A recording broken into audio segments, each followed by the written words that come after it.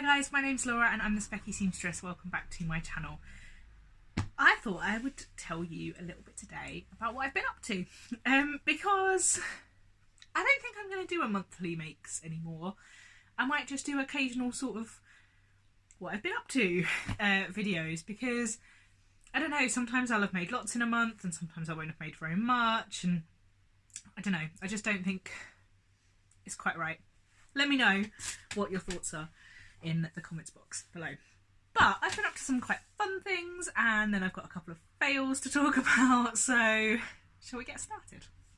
Now, last Saturday I went to Sew Southampton, which was lots of fun. Now, I remember Sew Southampton coming up literally straight after I'd started sewing, and I was thinking about going last year and I was too nervous so I didn't go, and I'm kind of gutted because there's so many lovely people that are now my friends that were there, and I wish I'd gone, but you know, hindsight's a wonderful thing.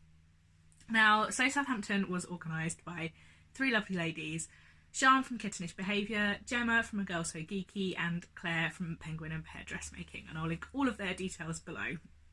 And it's just an event for anyone interested in sewing to come along, meet other people, have a chat, buy some fabric, swap some fabric and patterns, and bring along any handcrafts. So from my understanding, it's a little bit different to last year. Last year they kind of went around Southampton and went to some shops, but this year was a little bit different.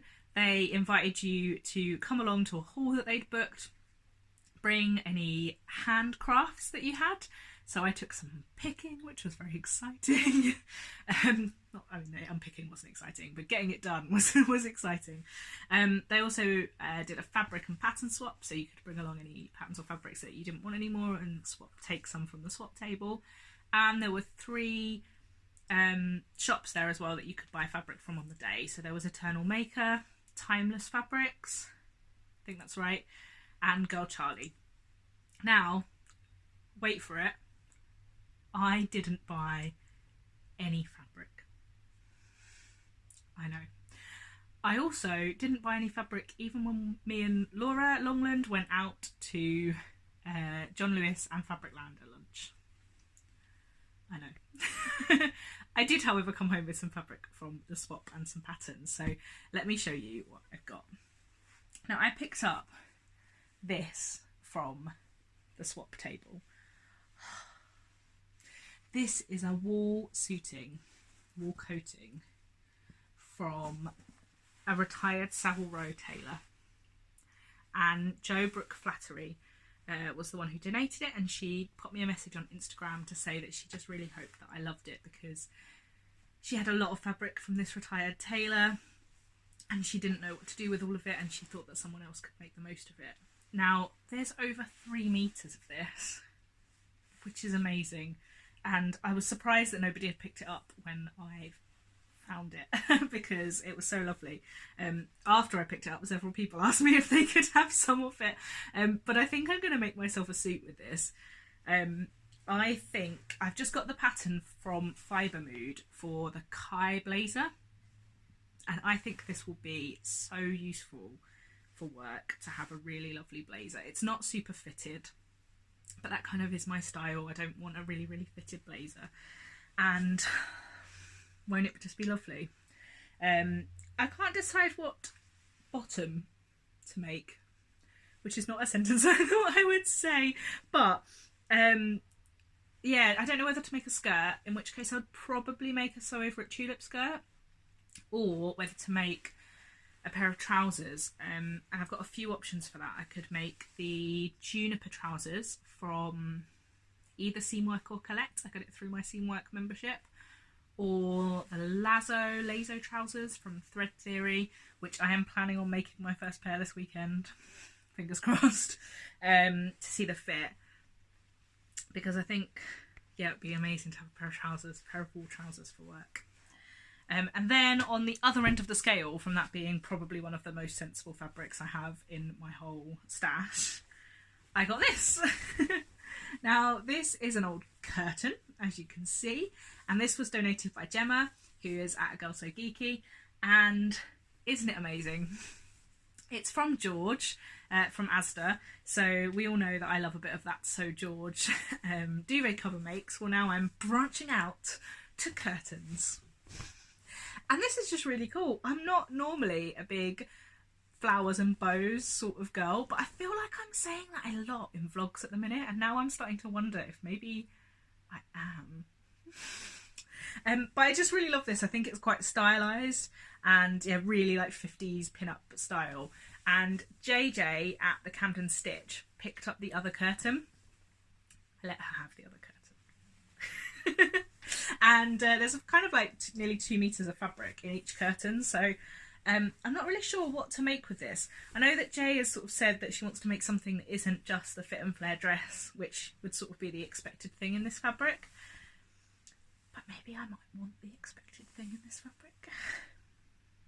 I don't know, I'm not sure what will get the most wear. That's what I'm trying to really focus on at the minute, is what make would get the most wear. Because that's what's important. But it's really lovely, and yeah, I'm quite looking forward to sewing that up and seeing what Jay sews up as well. Also from the swap table, I picked up some patterns. So I picked up this jacket pattern because it doesn't look super fitted. It's a thread count patterns which come in a magazine. It's TC1903 classic jackets, and I quite like the wide collar, the wide notched collar, and it also comes with just a single lapel as well. Then I got, now I've not heard of this one, but this pattern company before. They're called Sew Cake, and I think it's supposed to be like, you know, like sew the cake and sew the frosting. The idea being sew the cake is sewing basics and sew the frosting is sewing something a bit more extravagant. Because it says sewable, wearable basics for busy women, always with pockets.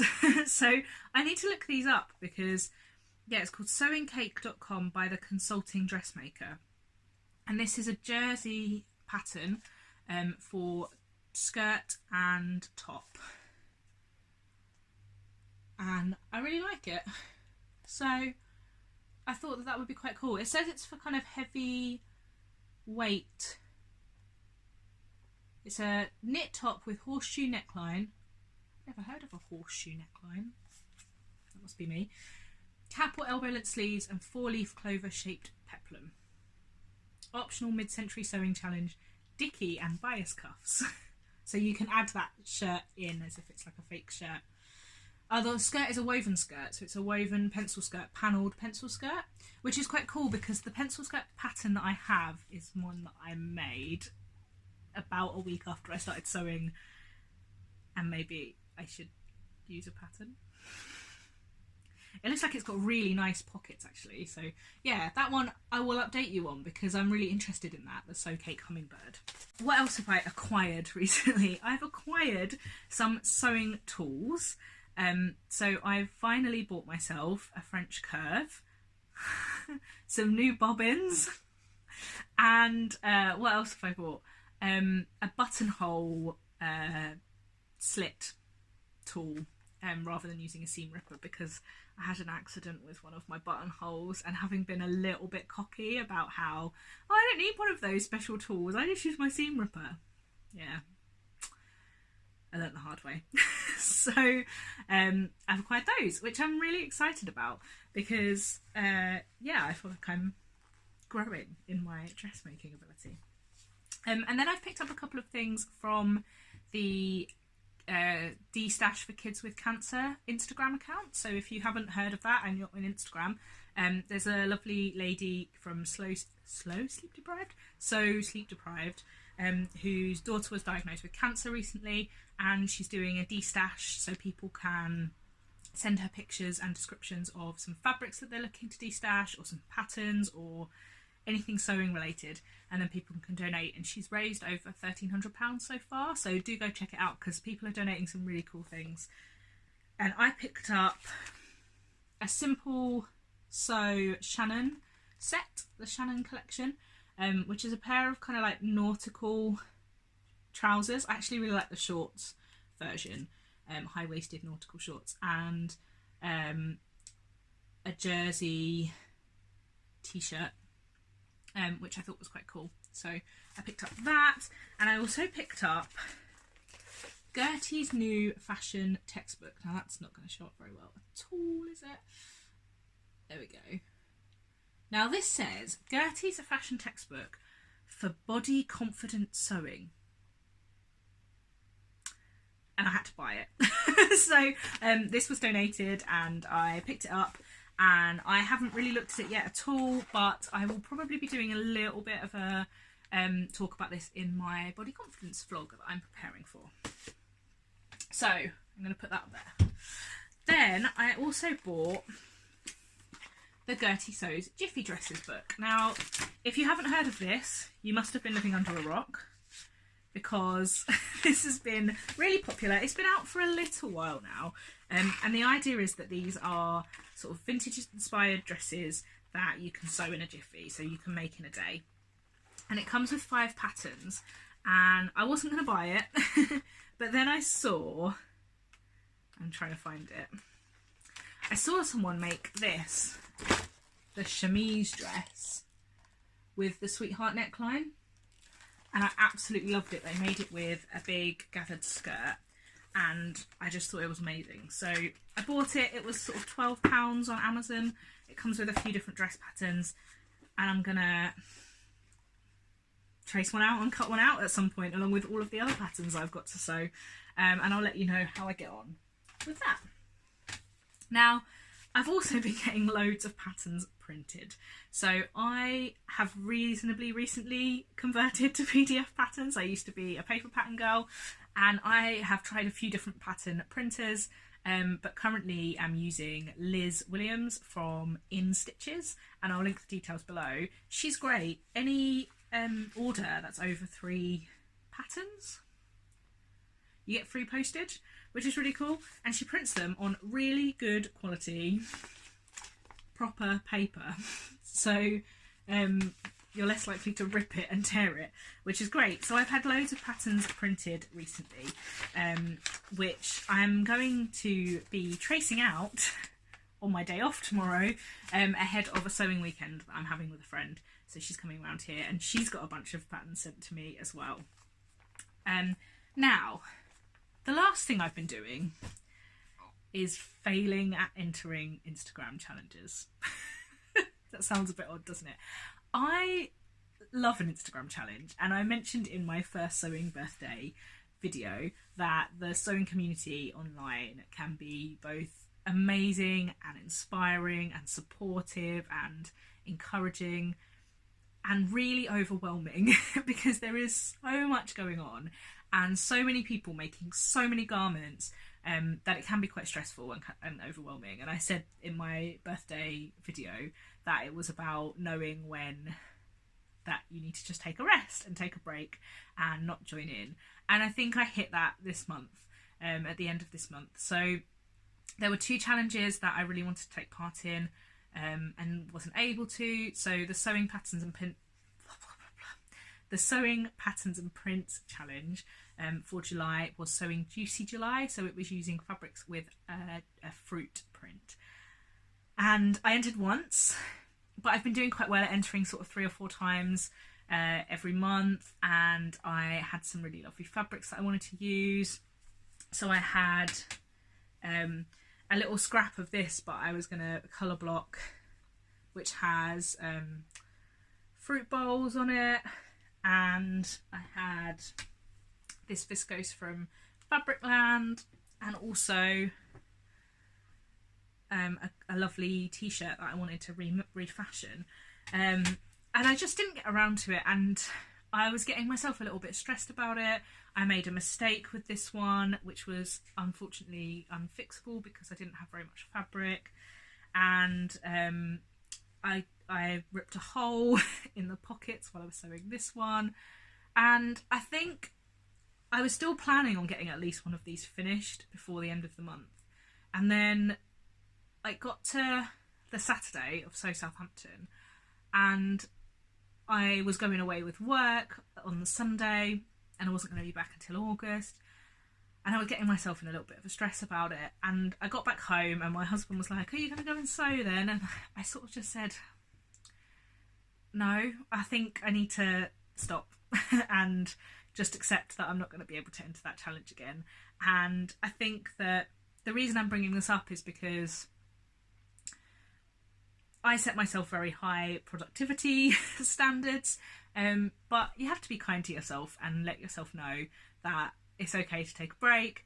I think that often what I would have done with these is put them in a drawer, put them in a box, because I was annoyed with myself that I hadn't finished them. And why? Because if I make these, I'll still wear them. There's no need for me to be upset that I didn't enter the challenge. Like, I don't enter these challenges to win the prize. I enter the challenge because it's great to be inspired and pushed to sew things. And I've still been inspired. I just haven't managed to get it done in time. And I have one more like that, which I'm kind of quite sad about, because at least with these ones I can say, well, there's always the next month. But with this one I can't. So this is a shirt that I picked up in the British Heart Foundation shop in Reading. And if you follow me on Instagram at the Specky Seamstress, you'll know that this is a Jaeger shirt, which I picked up for £5.99. Which I was totally in love with. I mean, I am totally in love with it. It's lovely. It's really small for me, because the idea of the challenge that British Heart Foundation run, called the Big Stitch, is that you buy a garment or something in one of their charity shops and then you refashion it into something cool that you're going to wear. And I just lost my sojo with this one, and I was really gutted because I love it, and I'd managed to pick up a shirt in there as well that was the exact match of this maroony, like winey colour, and I thought I could do some colour blocking, and I got a bit worried that maybe what I really should be doing is giving this shirt to someone that it will fit, and then I think I got myself in a bit of a tiz about it, and I haven't sewn it, but I love this, and I definitely want to turn it into something that I'm going to wear, because that is the point of the challenge. It's not to enter for the prize. It's to go and find something that is unloved and give it a new home. And that's what I'm still going to do with it. So, ending on a slightly serious note. But that's what I've been up to, basically, for the last few weeks, kind of the latter half of July. Anyway, it's been really lovely chatting to you. I hope you have a lovely day. I hope you enjoy my new setup, which I'm quite pleased with. I found it quite hard to find somewhere suitable in my house, so I hope that this has been good for you. Please let me know in the comments box, and I will speak to you soon. Bye!